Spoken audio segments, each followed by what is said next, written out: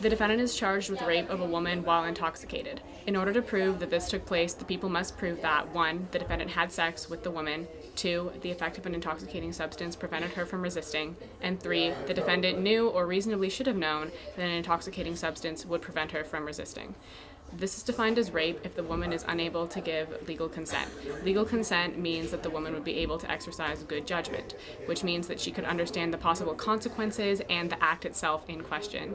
If legal consent is not given, then it is rape. Some friends and I went over to Maddie's house to celebrate the start of spring break. There were about 30 people there, and I knew pretty much everyone. We started drinking, and I was hanging out with Justin for most of the night because he's my best friend's boyfriend. I would never have sex with Justin under normal circumstances. I had never had so much to drink before, and I was at the point that I couldn't make decisions for myself.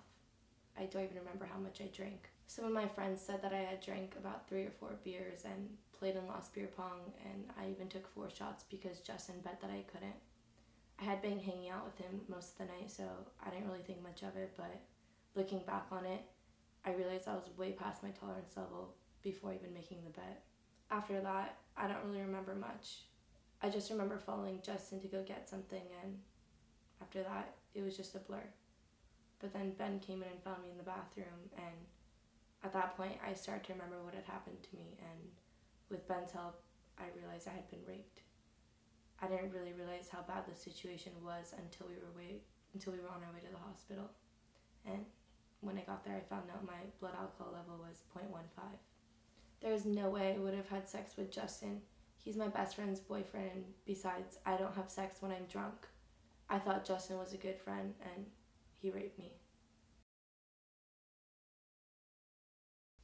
I'm Justin Bergkamp, and I'm a 17-year-old senior at Los Gatos High School.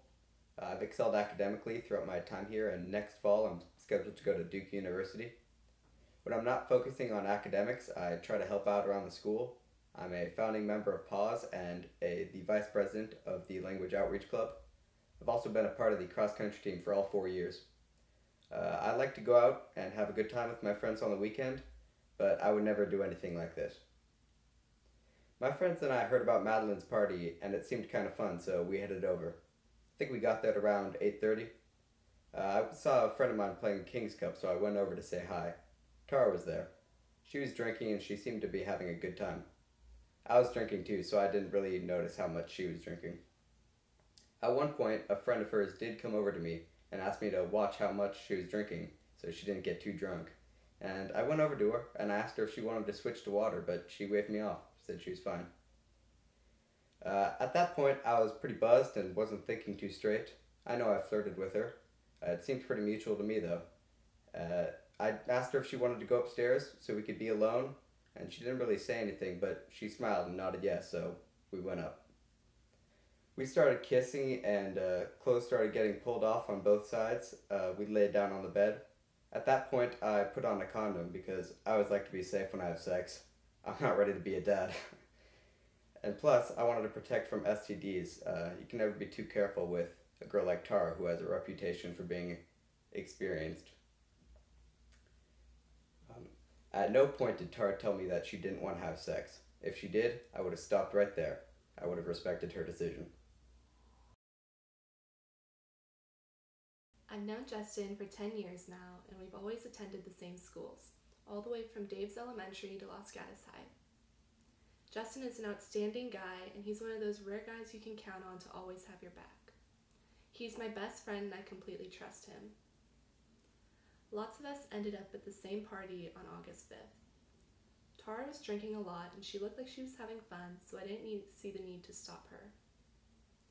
I saw her playing some drinking games, and I kind of hinted that she should slow down, but she just reassured me that she was having a good time. She was with Justin for most of the evening, and I could tell they were acting a little flirty towards each other. Around 11 or so, I noticed them sitting on the couch next to each other. The next time I looked over, I saw Tara on Justin's lap. A little while later, I saw them both get up and head over to another room. The feeling looked mutual with them, so I didn't see the need to interfere. She's a known slut and has brought this mess upon herself. Justin never denied having sex with Tara.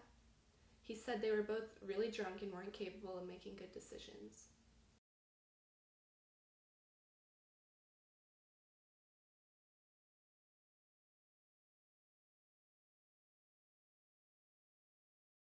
A woman who consents to the act of intercourse may change her mind at any point during the act. If she does so and her partner still continues, then it is rape. To prove that rape took place, the people must prove that 1. The woman changed her mind and communicated it to the defendant. 2. Her method of communication was words or actions that a reasonable person should have understood as a lack of consent. And 3. Her partner continued with the act anyway. In 2003, the California Supreme Court passed a new standard, ruling that a woman may change her mind at any point during intercourse, and that if her partner still continues, it is illegal and is rape.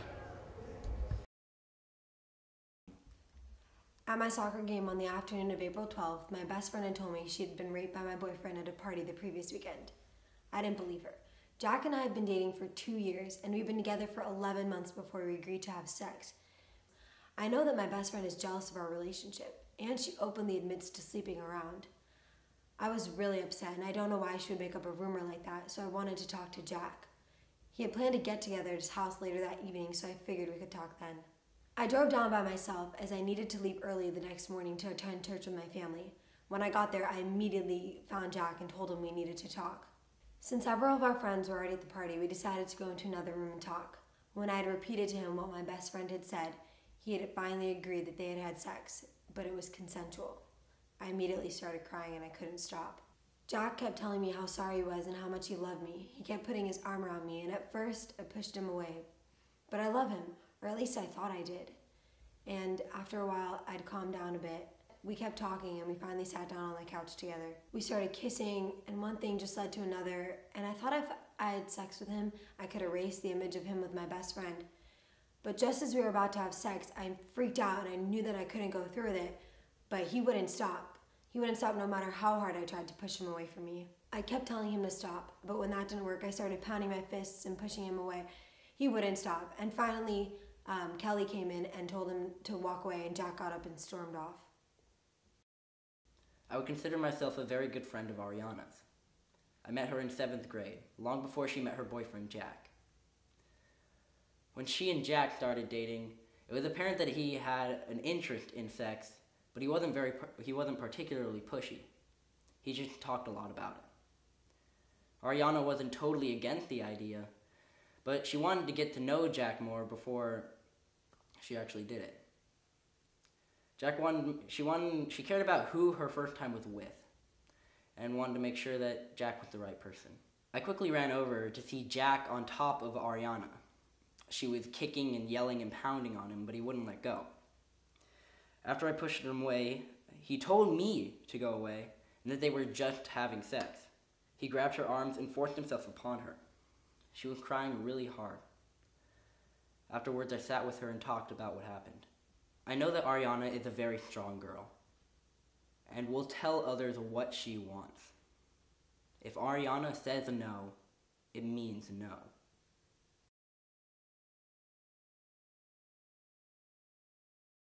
I'm 17 and a junior at Los Gatos High School.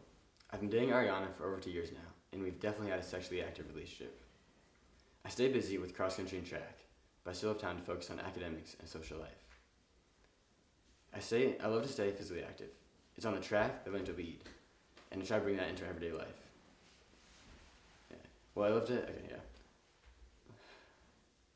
let loose and have a good time. I'm at heart simply a good guy. We had planned a small party at my house. Ariana drove herself because she had to leave early. I had cheated on her, and I wanted to make it up to her and heal our relationship. I thought I'd find a good time to tell her what had happened, but apparently one of her friends had already let her know the day before. When Ariana came into the house, she walked in with clenched fists and a very angry look on her face.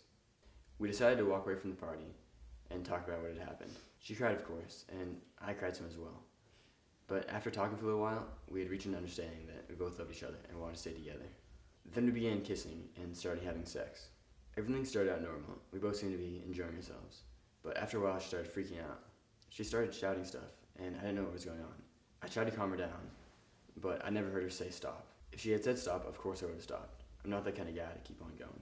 I would never intentionally hurt her. Yeah, I grabbed her to try to calm her down, but I never tried to hurt her. By that time, we were having sex, and I couldn't stop. Then Kelly showed up.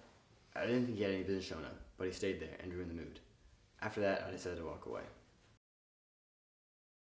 At the party, Ariana arrived after everyone else, and I could tell she was upset. She grabbed Jack's hand and dragged him outside. A while later, my boyfriend and I decided to go on a walk. We turned a corner and saw Jack and Ariana. Jack was on top of her, and Ariana tried to push her off when they were having sex. But I figured it was just a lover's quarrel. They had had sex before, so I couldn't imagine Ariana being in trouble with him. I figured they would just work it out. Ariana and Jack have been dating for 2 years, and we're in an actively sexual relationship. They weren't just some random couple.